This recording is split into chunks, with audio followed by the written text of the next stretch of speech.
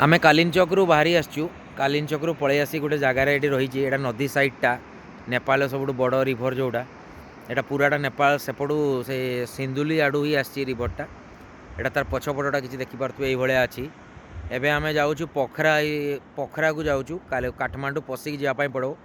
आहरी बहुत दूर अच्छी किंतु काली जे घाटीटा पाइलु से घाटीटा आज पाइनु कालीन चौक जो रास्ताटा मु फुल वीडियो पकेबी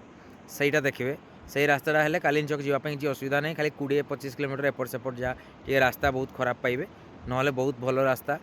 जगह भी बहुत सुंदर सेठी गलापर आप हिमालयटा बहुत नियरेस्ट रे पाइबे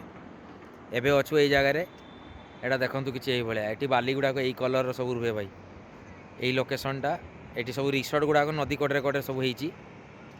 किसी जगहटा यहाँ देखा आपण सहित पोखरा एवं पोखरा जाए आम कई स्टे करवार नहीं खाली 50-60 किलोमीटर थर गाड़ी रखवा